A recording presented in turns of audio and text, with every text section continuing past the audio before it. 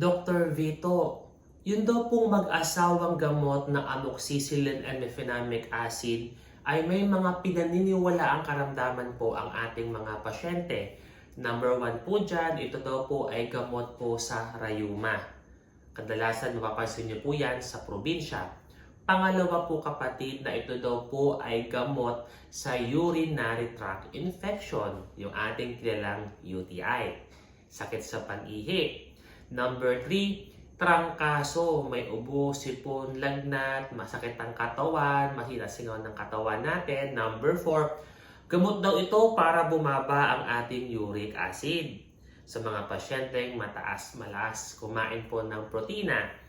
Number 5, ng amoxicillin and mefenamic acid ay mabisang gamot daw po sa ubo at sipon. Remember, ang amoxicillin po ay antibiotic at ang mefenamic acid po ay pain